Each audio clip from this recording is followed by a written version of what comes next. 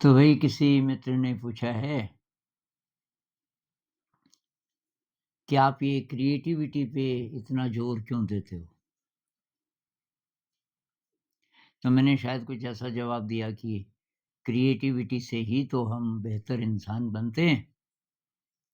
तो उन्होंने बोला कि इसका लिंक समझ नहीं आ रहा है, बेहतर इंसान कैसे बनते हैं? ज़्यादातर लोग जब क्रिएटिविटी की बात आती है ना, तो उनके दिमाग में ये आता है कि संगीत कला अ, इनमें ज़्यादा रुचि होगी। लेकिन दरअसल क्रिएटिविटी तो एक स्टेट ऑफ माइंड है, जो हर जगह एप्लीकेबल है और क्रिएटिविटी के कारण हम जानवर से इंसान बने। ये अगर डार्विन की बात सही है कि हम जानवर से इंसान बने,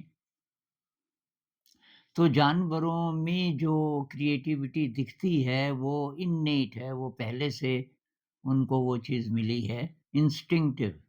उसमें वो और ऐड नहीं कर सकते। जैसे मकड़ी जाला बनाती है, तो वो हमारे लिए अब बहुत क्रिएटिव है वो सीखना कि ये कैसे बनाती है। लेकिन मकड़ी के लिए वो इंस्टिंक्टिव है और मकड़ी जैसा-जैसा जाला बनाती है, वैसे-वैसे बनाती रहेगी। उससे अलग नहीं वो कुछ कर सकती। तो ये जो कोई यंत्र बनाना, ज़िंदगी को सरल करने के लिए यंत्र जहाँ जब से बनने शुरू हुए होंगे, तब से बहुत बड़ा ये परिवर्तन आया, क्रिएटिविटी बड़ी तेज़ी से बढ़ी होगी। उसका छोटा-सा ज़रा-सा एक एविडेंस मिलता है चिंपैंज़ी में। चिंपैंज़ी को कह सकते हैं कि थोड़ा बहुत टूल मेकिंग का है स्किल उसके अंदर। तो जैसे ये चींटियों का घर है एंट हिल, उसमें वो भूरे रंग की चींटियाँ हैं और उस एंट हिल में छेद हैं कहीं-कहीं। तो वो क्या करते हैं कि कोई घास का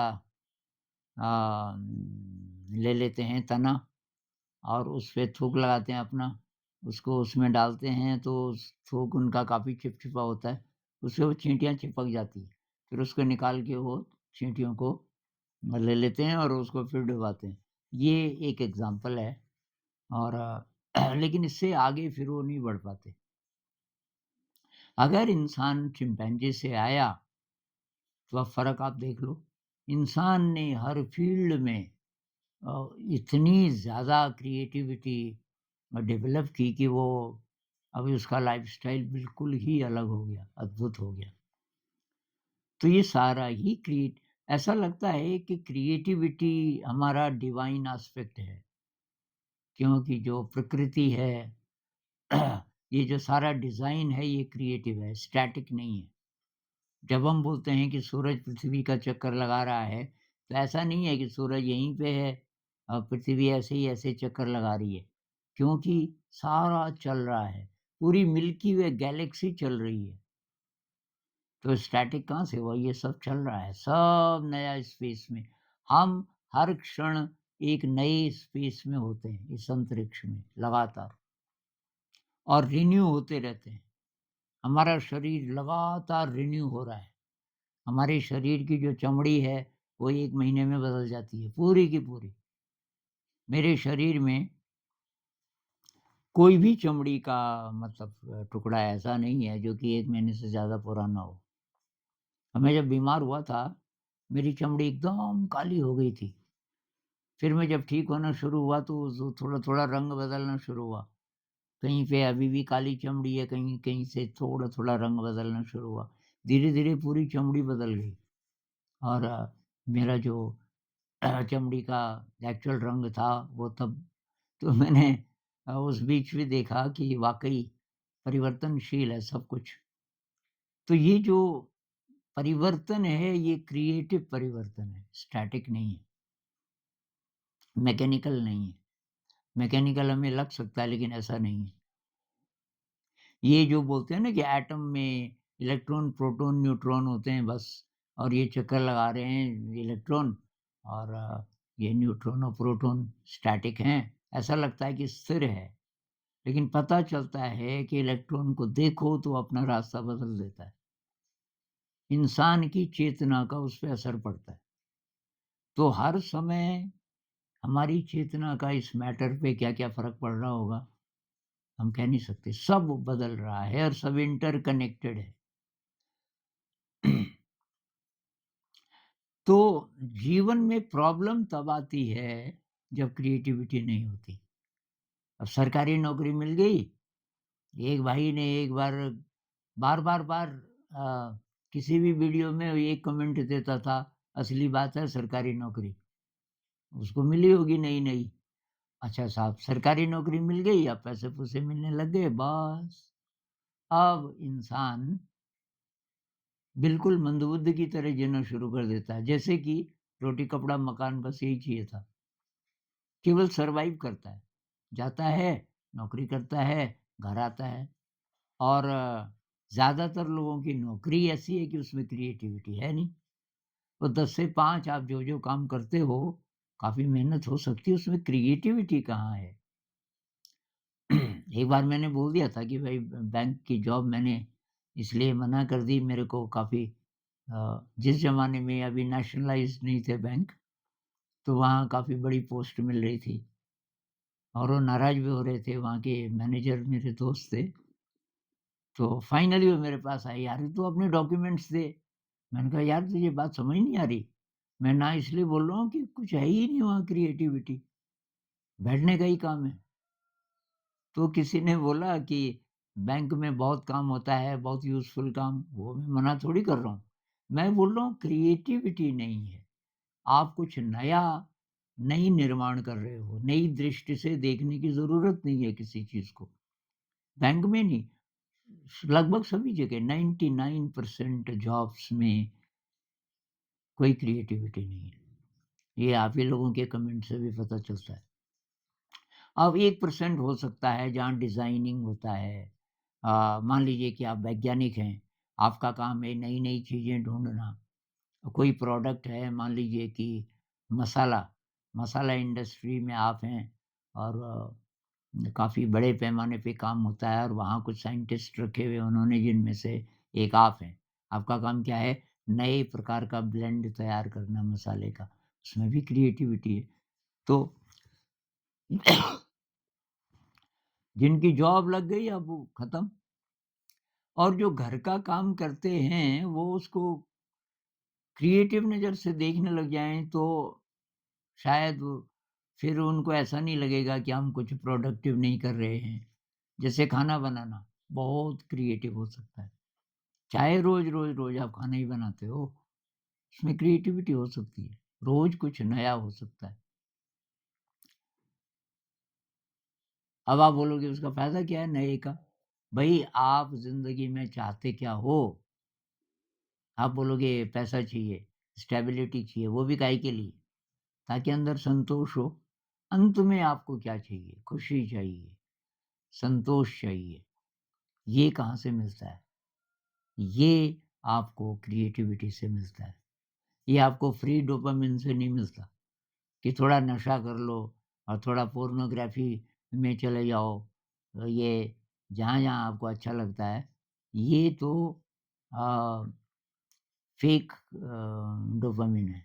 ये मतलब इस प्रकार का मज़ा है जो आपको और सुस्त कर देगा और जानवर की तरफ धकेलेगा, क्योंकि आपके ब्रेन को डल करेगा।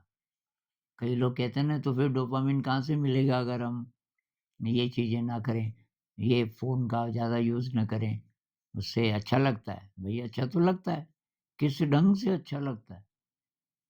तो वो जो उधार डोपामाइन है, फ्री का डोपामाइन जो मिल रहा है, उस ब्रेन के सेल्स को स्लगिश कर देगा, लेज़ी बना देगा और लेज़ी का मतलब आप जानवर की तरफ जा रहे हो। जानवर से हम इंसान कैसे बने? क्योंकि अलर्टनेस बढ़ी, थोड़ा दिमाग पर ज़ोर लगा किसी कारण से। अब आप देखो कि धनुष बाण कैसे बना होगा? उससे पहले भाला था। भाला से धनुष बाण बहुत बड़ा जंप है क्रिएटिविटी का, बहुत बड़ा, ये आसान नहीं। जब हम क्रिएटिव होते हैं, हमारे ब्रेन में नए कनेक्शंस बनते हैं न्यूरॉन्स के, और नए कनेक्शंस बनने का मतलब है ब्रेन की क्षमता बढ़ती है, ब्रेन की एनर्जी बढ़ती है। बहुत एनर्जी चाहिए खुशी के लिए, जिसको हम खुशी बोलते हैं, वो उसी को मिलती है जिसके अंदर एनर्जी ज़्यादा होती है, और वो एनर्जी आपको प्राप्त होगी क्रिएटिविटी से, और उससे रिलेटेड चीज़ें, उससे रिलेटेड हैं प्रेम, कंपैशन, ये ग्रैटिट्यूड, ये सब क्रिएटिविटी से जुड़ा हुआ है। और कभी एक्सप्लोर करेंगे इसको कि कैसे बच्चा चलना कैसे सीखता है। बहुत क्रिएटिविटी है उसमें। देखो, अब परिवार में एक बच्चा है, बाकी सब बड़े हैं और कोई नहीं सिखाता उसको। तो बहुत बार हम उसका हाथ पकड़ लेते हैं कि आ जा, उसकी ज़रूरत नहीं है, वो अपने आप सीख जाएगा। बहुत क्रिएटिविटी कि कैसे करके मैं ये कर सकता हूँ, और बहुत ज़्यादा अपना प्राण लगा देता है उस पे, तभी बच्चा सीख पाता है, नहीं तो कोई दूसरा जानवर 2 टाँगों पे चलना नहीं सीख पाता, ना उसको ख़्याल आता। अगर हम चिंपैंजी से बने, तो चिंपैंजी का दिमाग कितना फ़र्क है, उसको ख़्याल क्यों नहीं आता? मनुष्य को तो देखते होंगे वो। अब जो बंदर हैं, जो बस्तियों के आस-पास रहते हैं, ये फसल वग़ैरह खा जाते हैं, वो तो देखते हैं इंसान को कि भाई हमारे ही जैसा है, इसके हाथ भी हमारे जैसे हैं, मुँह भी हमारे जैसा है काफ़ी हद तक, तो ये तो 2 टाँग पे चल रहा है, क्या मैं भी चल सकता हूँ? क्योंकि उसके बहुत फ़ायदे हो सकते हैं, उसके दिमाग में बात ही नहीं आती, बच्चे के दिमाग में कैसे आती है? छोटे बच्चे के, इंसान का बच्चा, और वो अपने आप सीख जाता है। तो सीखता है, और बहुत उसको खुशी मिलती है उससे। तो हर फ़ील्ड में जब पहला पुल बना होगा, पहली बार किसी इलाके में पुल बना होगा, ये नदी है, नदी को पार करना है, क्या करें? बहुत बड़ा जंप क्रिएटिविटी का, क्योंकि जिसके दिमाग में बात आई होगी कि यहाँ से रास्ता बन सकता है नदी के ऊपर, लेकिन कैसे बनेगा वो? तो वहाँ फिर क्रिएटिविटी, और फिर उसका एडवांसमेंट। पहले तो ठीक है कि आपने नदी के ऊपर कोई लंबे-लंबे जैसे बाँस या ऐसे कोई चीज़ वो करके, और चलने लायक बना दिया, लेकिन फिर वो सड़ जाएगा। फिर जब वाहन बने होंगे, जब ट्रेन्स बनी होंगी, या इससे भी काफ़ी पहले मेरे ख़्याल से तो पुल बनने शुरू हो गए होंगे, जब ये बैलगाड़ियाँ चलती थी, या घोड़ा गाड़ियाँ चलती थी, या घोड़े चलते थे, पुल तो तब से शुरू हो गए होंगे थोड़ा अच्छे वाले। तो जो आर्च बना ऐसा वाला, पत्थर का, पुराने पुलों में ऐसा होता था ना, ऐसे, ऐसे करके पत्थर पे, और वो सेमी सर्कल जैसा बन जाता है। ये किसके दिमाग में आया होगा कि ये स्ट्रॉन्ग होता है? अरे पत्थर ही पत्थर, मतलब उसमें कुछ नहीं होता, और ना लोहा होता, लोहा तो बहुत बाद में आया होगा, ना लकड़ी, केवल उसी से। और जितने नए प्रोडक्ट्स बनते हैं, हमारे देखते-देखते कितनी चीज़ें बन गई। ये जो सिंथेटिक फाइबर है, पहले केवल कॉटन होता था, अब देखो कितनी सारी चीज़ें। ये मतलब second world war, first world war के बाद, फर्स्ट वर्ल्ड वॉर और सेकंड वर्ल्ड वॉर के बीच का जो टाइम है, वो बहुत ज़्यादा क्रिएटिव था इस मामले में। पेट्रोलियम से बहुत सारी चीज़ें बननी शुरू हो गई थी, ये रेशा ख़ासकर, ये नायलॉन, अ, आपका ये ये टेरिलिन वगैरह-वगैरह, ये बहुत सारी चीज़ें उसी बीच बनी। केवलर, ये जो बुलेट प्रूफ होता है, ये उसी टाइम बना। ये बेकेलाइट, जिसके हैंडल अभी भी चलते हैं, ये प्रेशर कुकर का हैंडल, वो बेकेलाइट का होता है, वो काला-काला, क्योंकि वो जलता नहीं है आसानी से। कितनी-कितनी चीज़ें। प्रेशर कुकर किसने बनाया होगा? बहुत बड़ी दिमाग की बात है कि भई इसमें प्रेशर रह जाए तो कैसे, कैसी बनावट इसकी होनी पड़ेगी।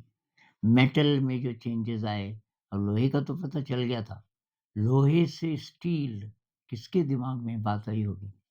तो कमाल की बात कि उसपे जंग ना लगे, लोहे पे तो जंग लग जाता है। अब स्टील बना क्योंकि उसमें 1% कार्बन भी डाल दिया बस। ये जो लोहे के एटम्स हैं, उसके बीच-बीच में ये कार्बन के छोटे एटम्स फिट हो जाते हैं और उससे बहुत बड़ा फ़र्क इस पे आ जाता है।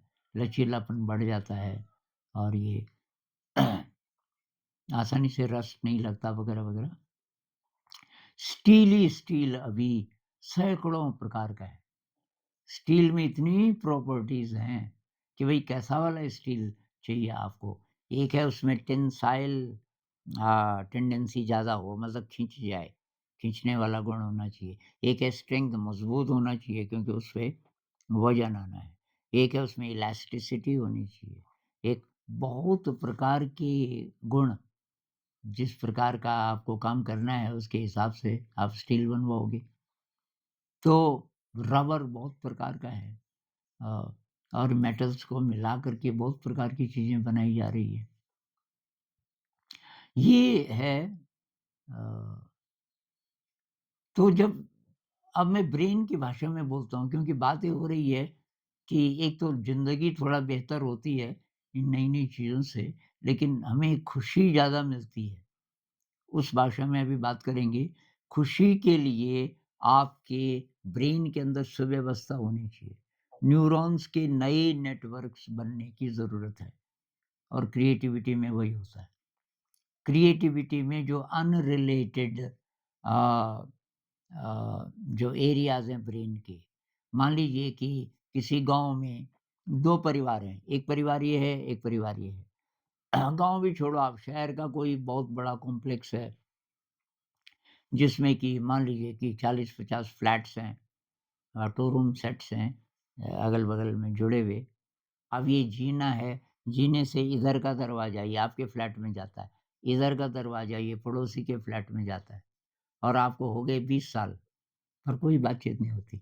ऐसे बहुत जगह होता है। तो क्रिएटिविटी में क्या है कि इन दोनों का आपने रिश्ता बना दिया किसी तरह। इन दोनों के बीच किसी तरह से कोई रिश्ता हो। कोई ऐसा फंक्शन किया किसी ने, इनको भी बुला दिया, इनको भी बुला दिया और एक ही जगह बिठा दिया और कि जी आप कहाँ से आए? और पता चला कि ये तो पड़ोसी है मेरा और फिर आप हँसते हो कि कब से? कि 20 साल हो गए, कि 20 साल से हम एक-दूसरे को नहीं जानते। अब दोस्ती हो गई दोनों में। अब दोनों में दोस्ती हुई तो दोनों की शक्ति बढ़ गई। अकेले-अकेले थे उस शहर में। इसीलिए इनसिक्योर महसूस करते थे। अब 2 हो गए, दोस्ती हो गई। बच्चे यहाँ के बच्चे अब वहाँ भी चले जाते हैं, वहाँ के यहाँ भी चले जाते हैं। खाना एक्सचेंज होता है, "बहन जी आपने क्या बनाया?" कि मैंने तो कटहल की सब्ज़ी बनाई। अच्छा आपने क्या बनाया? मैंने लौकी की बनाई। एक्सचेंज कर रहे हैं थोड़ा, कभी-कभी इकट्ठे खा रहे हैं सारे। एकदम कुछ नई केमिस्ट्री बन गई।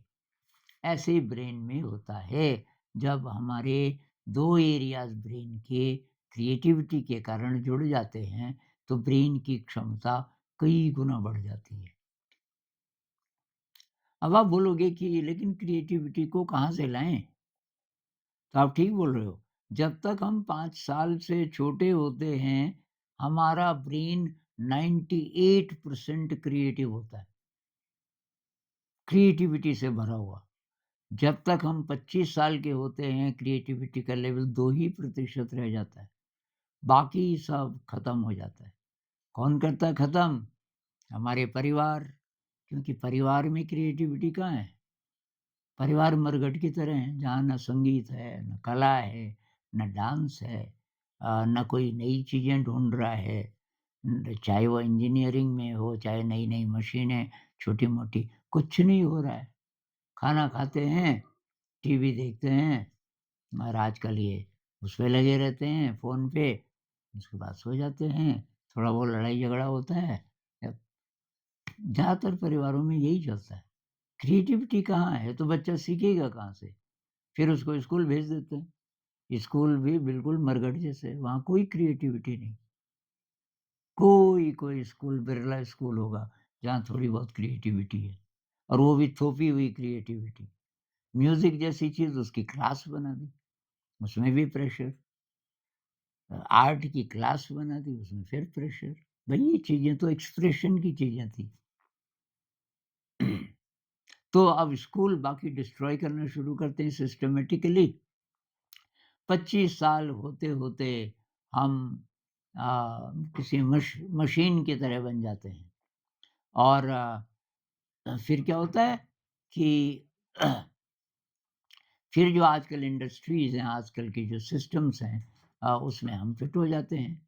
तो अ, ऐसी जगह फिट होने के लिए हमें पूरे इंसान नहीं चाहिए, क्रिएटिव नहीं चाहिए। अभी जितनी-जितनी जगह हैं जहाँ जॉब्स हैं, कॉर्पोरेट सेक्टर वगैरह-वगैरह, काफ़ी हद तक जो डिस्ट्रॉय हो चुका है इंसान, उसकी ज़रूरत है, जो मशीन जैसा हो गया, और इसलिए सब चल रहा है। अब लोग कहते हैं कि ये मेंटल प्रॉब्लम्स है, एंग्ज़ायटी हो गई, ओसीडी हो गया। भई ओसीडी नहीं होना, repetitive unnecessary repetitive behaviour OCD की एक पहचान ये है।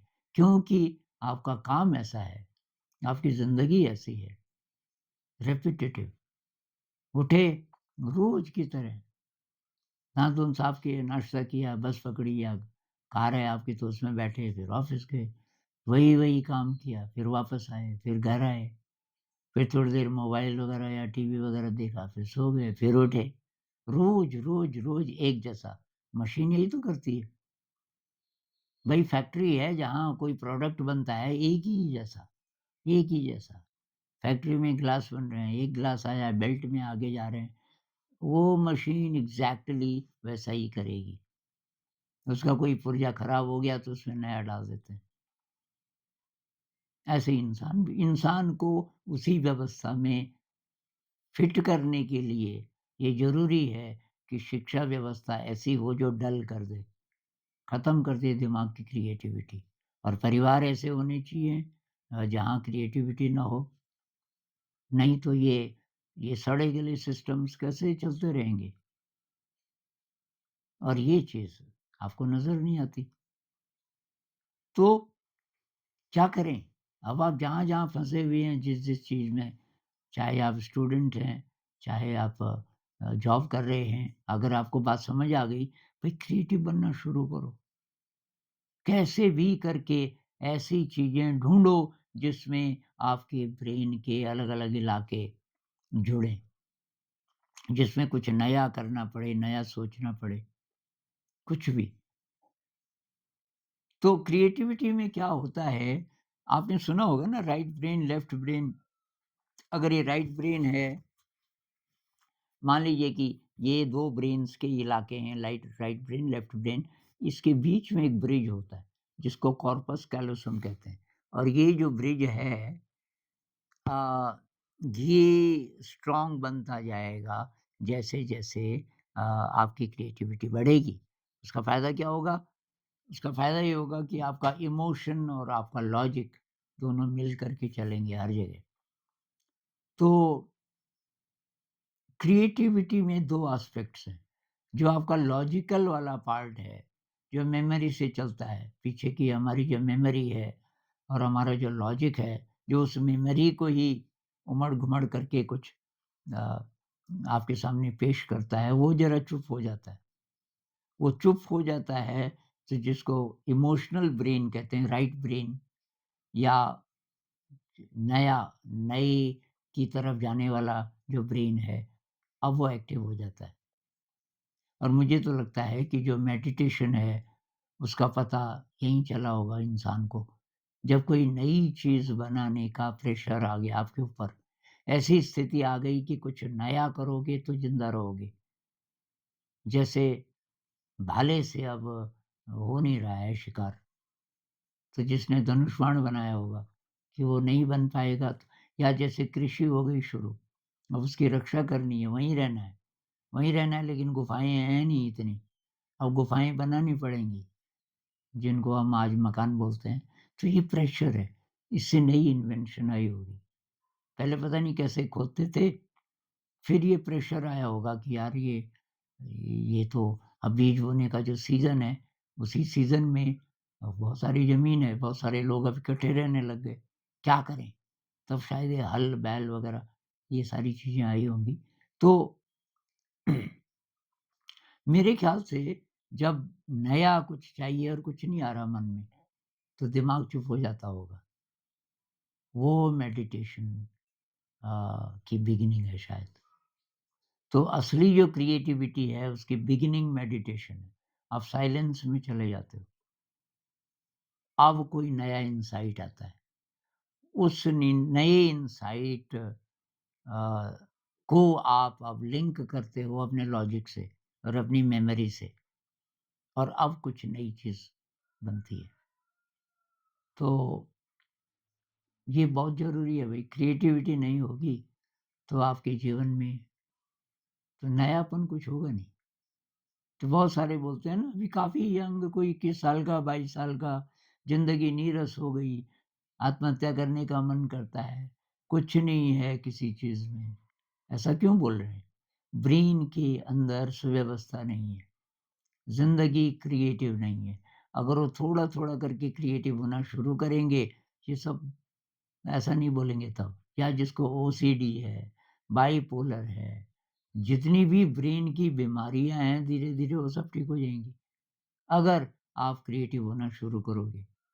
और क्रिएटिविटी से मेरा मतलब ये नहीं है कि सिर्फ़ संगीत या कला, किसी भी फ़ील्ड में, किसी भी फ़ील्ड में।